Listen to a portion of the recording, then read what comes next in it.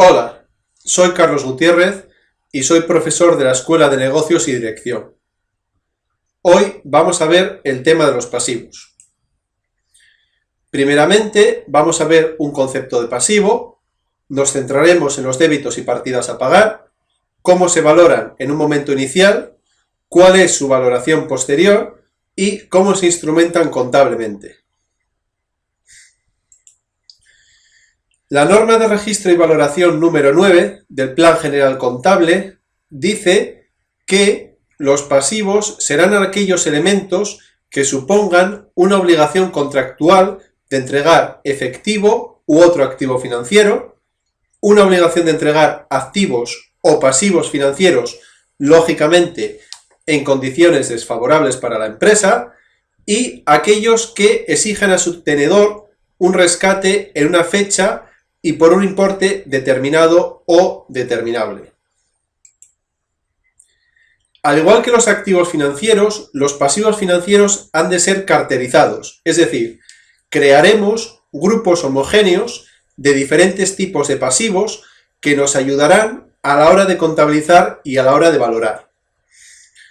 Las diferentes carteras que manejamos son los débitos y partidas a pagar, que veremos más adelante en esta unidad, los pasivos financieros mantenidos para negociar, otros pasivos financieros a valor razonable con cambios en la cuenta de pérdidas y ganancias, y pasivos financieros a valor razonable con cambios en patrimonio neto. Estas tres carteras hacen referencia a operaciones financieras de la empresa en cuanto a instrumentos financieros compuestos de elementos de su neto, que veremos más adelante en este mismo curso. Los débitos y partidas a pagar incluyen tres grandes bloques. Deudas por operaciones comerciales, es decir, las deudas con mis suministradores de factores, con mis proveedores de mercancías, es decir, deudas por operaciones del tráfico, me dedico a comprar y a vender mercancía, por tanto son deudas con mis proveedores de mercancía, deudas con proveedores de inmovilizado, puesto que la empresa necesita de construcciones, necesita de maquinaria, de elementos de transporte, son elementos de inmovilizado y me los va a suministrar un determinado proveedor.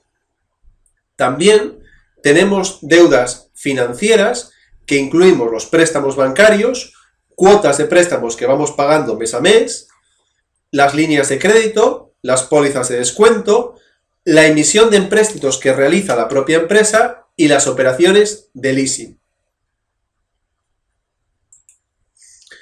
Inicialmente, los débitos y partidas a pagar se han de valorar a valor razonable, es decir, al precio de la transacción, que será el valor razonable de la contraprestación recibida, siempre ajustada por los gastos directos que surjan en la misma. A consecuencia de estos gastos iniciales, la deuda contractual va a ser diferente de la deuda que vamos a reconocer contablemente. Nosotros en contabilidad siempre vamos a reconocer el importe que efectivamente nos ha prestado el banco. Es decir, si pedimos un préstamo de 100.000 euros y nos cobran unas comisiones iniciales de 4.000 euros, reconoceremos contablemente una deuda de 96.000 euros, aunque contractualmente con el banco tengamos una deuda de 100.000. Para resolver esta cuestión tenemos que acudir al tipo de interés efectivo, que será un tipo de interés que recoge tanto el tipo de interés que tenemos firmado contractualmente como los gastos iniciales. Tenemos el caso particular de las deudas comerciales. Se nos plantea la disyuntiva de si se ha de incluir o no el interés de aplazamiento, porque aunque no es frecuente, pero los suministradores de mercancías hay veces que nos puedan cargar un determinado tipo de interés y hay veces en las cuales estas operaciones son a más de un año. Entonces tenemos que tener en cuenta estas dos variables. Por un lado, el plazo de la operación si es más de un año o menos de un año, y si existe un tipo de interés contractual explícito. En el caso de que sean operaciones con un tiempo mayor o igual que un año, con independencia de que exista tipo de interés contractual o no, ese tipo de interés no lo vamos a reconocer inicialmente en nuestra deuda. Sin embargo, para aquellas operaciones en las cuales su plazo sea inferior a un año y exista un tipo de interés contractual, tampoco lo vamos a reconocer. Pero si la operación es a menos de un año y existe un tipo de interés, vamos a ya decirlo o llamarlo implícito, de tal manera que exista diferencia de haber pagado al contado o pagar aplazado, es decir, que el proveedor nos lo está encubriendo en el precio de la mercancía, entonces en este caso sí que vamos a reconocer nuestra deuda inicial incluyendo ese tipo de interés, porque consideramos que es no significativo para nuestros estados financieros.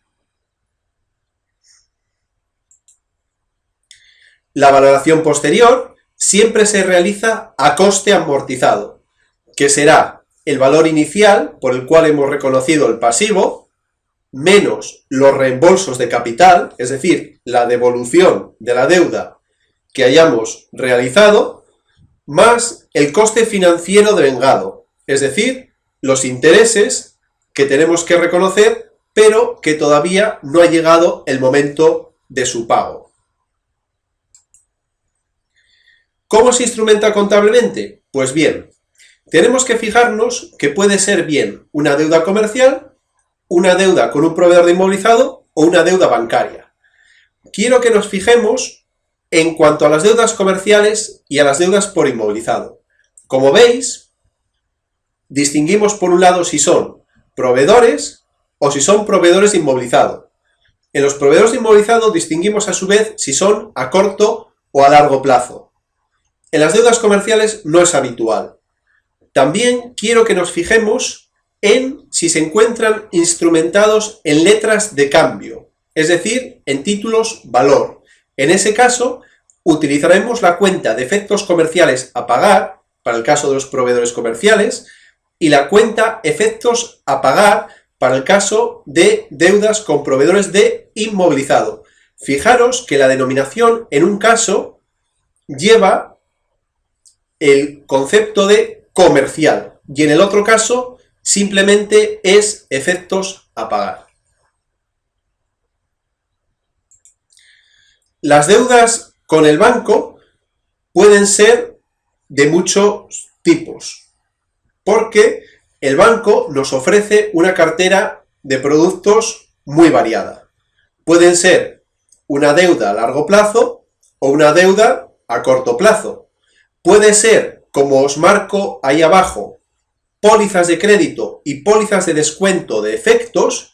En este caso, cuando tenemos contratados estos productos, no reflejaremos ningún tipo de anotación contable en tanto en cuanto la empresa no los utilice. Es decir, yo voy a un banco, contrato un crédito, o mejor dicho, contrato un préstamo por 100.000 euros, me entregan 100.000 euros y reconozco una deuda por 100.000 euros. Si por el contrario contrato una póliza de crédito o una póliza de descuento de efectos por 50.000 euros, simplemente por el hecho de que me lo hayan concedido, no contabilizo nada, porque lo que hacen estas pólizas es poner a mi disposición bien un crédito o bien un crédito de descuento de efectos. Cuando yo utilice estas líneas de crédito o estas líneas de descuento de efectos, surgirá entonces una deuda con el banco, pero hasta entonces no reconoceré nada.